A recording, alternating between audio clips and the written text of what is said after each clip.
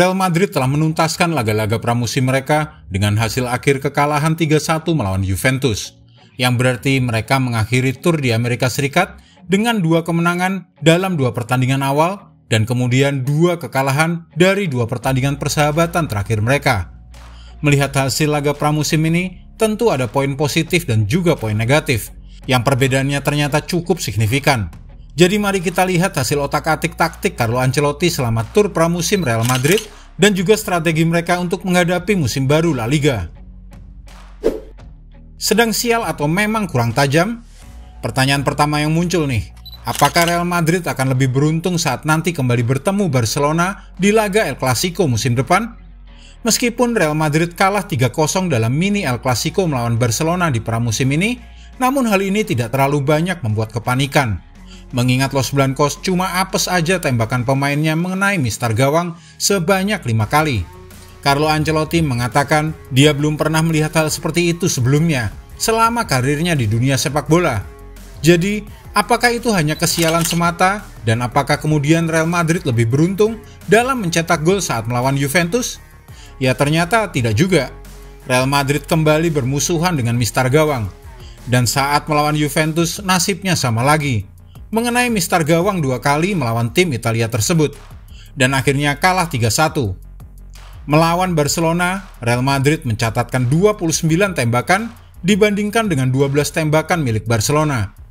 Melawan Juventus, Real Madrid mencatatkan 34 tembakan dibandingkan dengan hanya 11 tembakan dari Juventus. Meskipun mendominasi dalam aspek melepaskan tembakan dalam 2 laga berturut-turut, Real Madrid masih saja kalah dalam 2 pertandingan tersebut. Apakah ini masalah tidak beruntung atau mungkin memang ada masalah dalam penyelesaian akhir? Bagaimana menurutmu? Performa duet Luka Modric dan Toni Kroos. Luka Modric dan Toni Kroos bermain bersama dalam pertandingan melawan Juventus. Ini merupakan pemandangan langka dalam tur pramusim kali ini.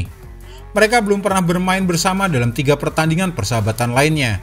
Hanya bermain bersama selama 48 menit dalam tur ini. Dan minimnya waktu bermain mereka bersama sangat terlihat dalam pramusim ini. Jadi bagaimana penampilan mereka berdua saat bermain bersama? Jawabannya, tidak begitu baik. Real Madrid mengalami masalah dalam pertahanan sepanjang pramusim ini.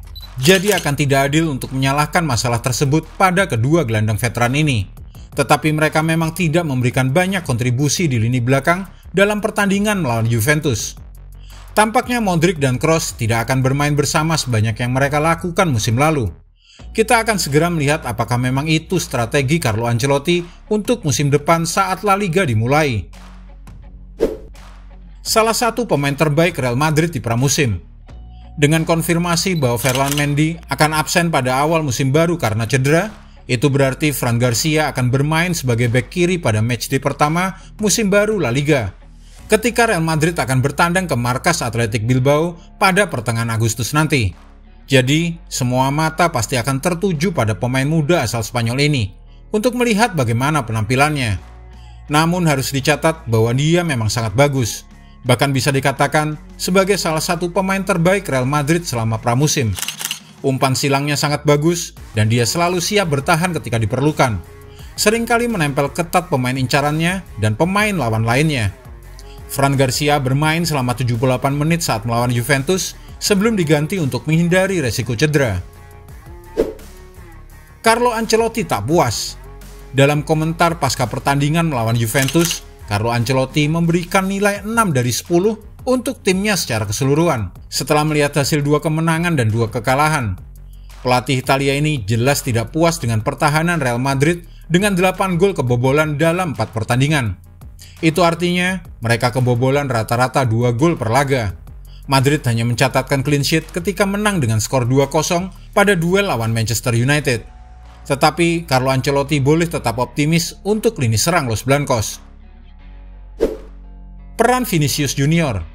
Dengan kepergian Karim Benzema, tidak ada keraguan. Vinicius Junior adalah bintang utama di Real Madrid saat ini.